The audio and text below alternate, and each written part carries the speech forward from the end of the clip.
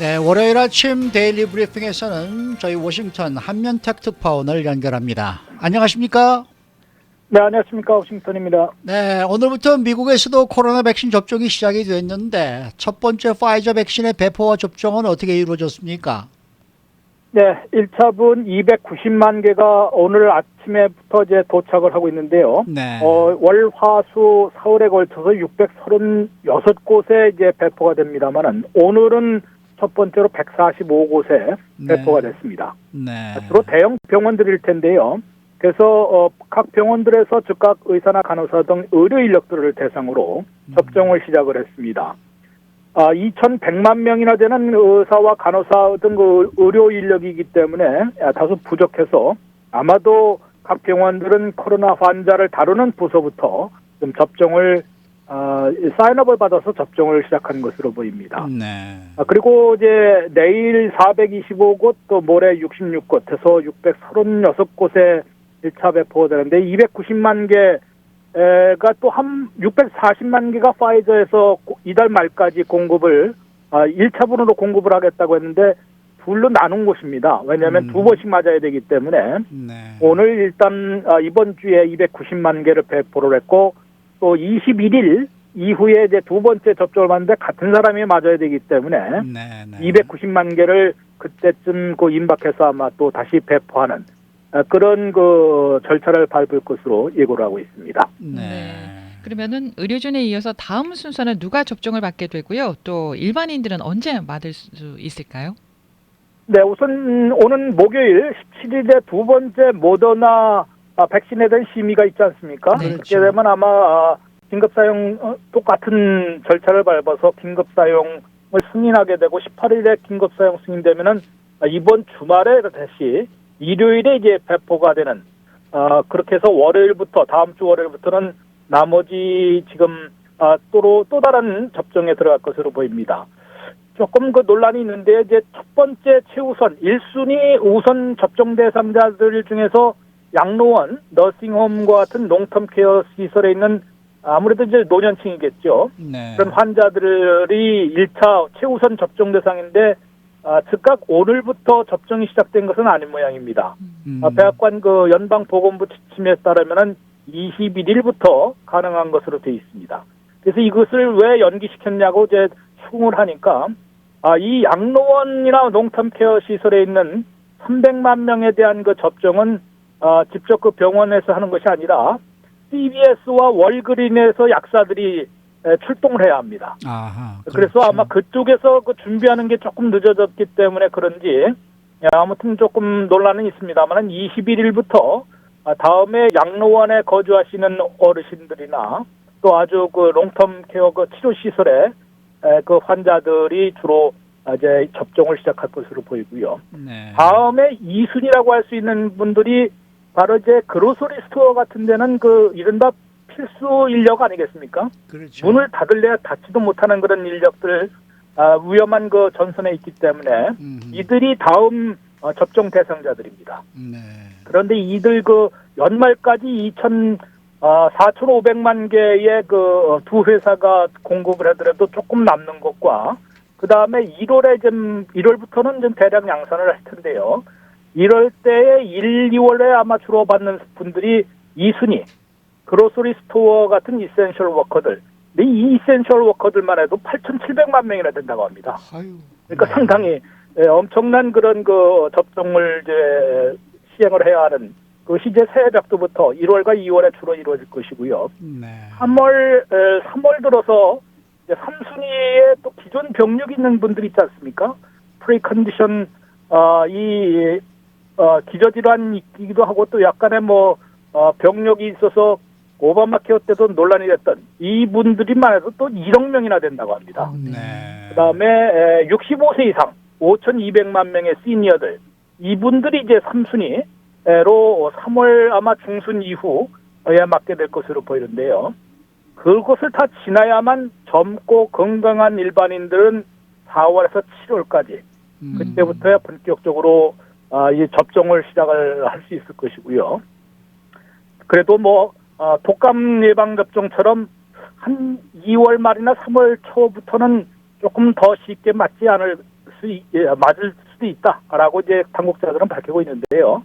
그만큼 이제 이 두 회사 말고도 옥스퍼드에서 나오는 그 회사 또 존슨앤존슨 등이 1월 달에 대거 또 승인을 받아서 양산을 해낼 것이기 때문에 좀 빨라질 수도 있습니다. 다만 16세 이하의 어린이, 임산부, 모유 수유는 어머니 이들 분들은 지금 우선 접종 대상에서는 일단은 제외가 됐거든요. 네. 이들에 대해서는 1월 중에 별도의 그 임상 실험을 거쳐서 이제 접종 여부를 다시 결정하는 그런 절차를 밟을 것으로 밝히고 있습니다. 네, 네.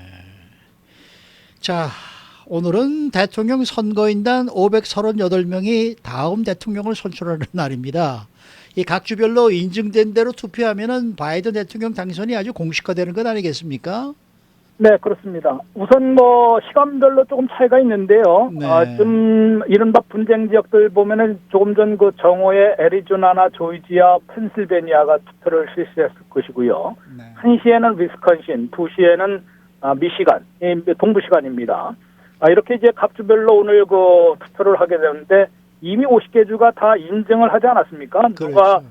그 주의 승자이고 선거인단은 또 그에 따라서 바이든 후보가 승자일 경우에는 이제 민주당 선거인단 그 주에 배정된 만큼 이미 확정이 돼서 오늘 선거에 투표에 나설 것인데요. 그렇게 되면은 뭐 당연히 현재까지 계산대로 바이든 후보가 306명, 트럼프 대통령 232명, 상당한 표 차이로 46대 대통령 당선이 공식화되는 것입니다. 물론 개표가 내년 1월 6일에 있기 때문에 그때까지는 뭐 여러 가지 말이 나올 수도 있지만요.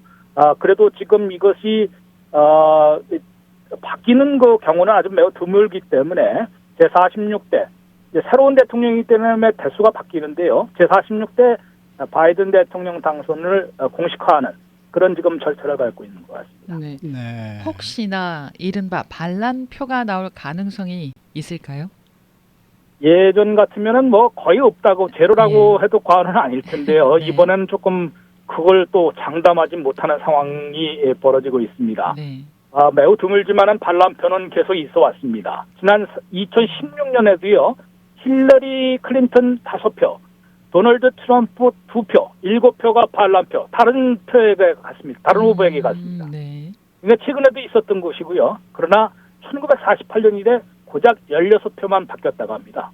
그러니까 상당히 이제 이 대선 승자까지, 즉 당선인까지 바꿀 수 있는 만큼의 무더기 반란표가 나올 수 있겠느냐. 상당히 그 회의적인 희박하다는 쪽이 더 많은데요. 네. 그렇다고 또 무조건 그 이론적으로 불가능한 것은 아닙니다. 왜냐하면요. 32개 주와 워싱턴 DC는 반드시 그 승자에게 투표하도록 규정이 법으로 규정하고 있습니다. 그런데 그 중에서 절반도 안 되는 15개 주만 이 반란표에 대해서 처벌하는 규정까지 있습니다. 나머지는 뭐 그렇게 하라고 해놓고 반란표가 된다 해도 처벌 규정도 없는 것이고요. 네. 처벌일 때 보통 $1,000의 벌금이 물리고 있다고 합니다. 그리고 지금 분쟁 지역에서 보면은 펜실베니아, 조지아는 아예 법이 없고요. 미시간, 위스콘신, 애리조나, 네바다는 노 페널티. 뭐 반란표를 하더라도 페널티가 없다는 얘기입니다. 네. 그러니까 기본적으로 6개 지역에서 반란표가 얼마든지 나올 수 있다는 이론은 가능한데요. 네. 바이든 후보 이겼다고 해서 그쪽에서 민주당 명부가 가는 데서 거기서 반란표가 또 얼마나 나오겠습니까? 그러니까 가능성은 좀 희박하다는 얘기겠고요. 하여튼 이론적으로는 좀 그렇다, 가능하다라는 그런 얘기가 나오고 있습니다. 근데 트럼프 대통령은 아직도 투쟁 의지를 불태우고 있어요. 이거 뭐가 카드가 아직도 좀 남아 있습니까? 지금 연방에 지금 또 의존하는 그런 전략을 펴고 있는 것 같습니다. 뭐 지난 주말에 트럼프 대통령이 웨스트 포인트 가서 해군과 육군의 그 경기를 직접 관람하면서 미군 통수권자로 나는 아직 건재하다는 것을 과시하지 않았습니까? 네. 그다음에 워싱턴 DC에서는 수만 명의 또 지지자들이 시위를 했는데요.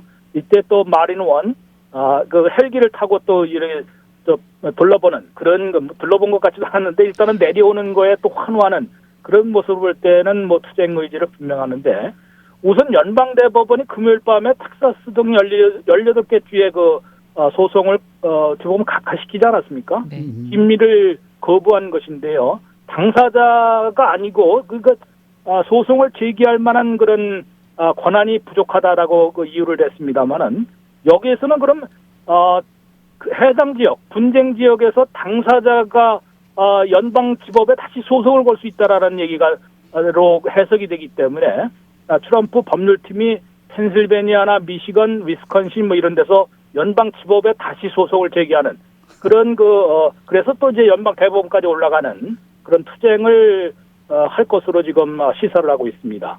또 한 가지 이제 주목을 끌고 있는 것이 16일, 내일 모레 16일에 연방상원 국토안보 정부문제위원회가 부정선거에 대한 청문회를 엽니다. 주의에서 지금 여론 것 갖고도 상당히 분위기가 좀 달라졌었거든요. 네. 여기서 더 이상한 분명한 그런 부정선거의 근거들이 제시될지 한번 지켜봐야 할 것이고요.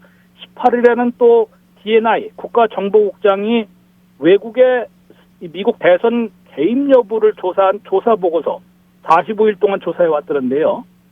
이 보고서를 나와서 과연 중국이나 이란 등의 지금 오늘 뜨는 거 보면 분명히 개입을 했던 잡았는지 이것이 나오면은 트럼프 대통령이 다른 카드를 쓸 수가 있습니다. 예. 막말로 해서 특별검사도 임명할 수도 있을 것이고요.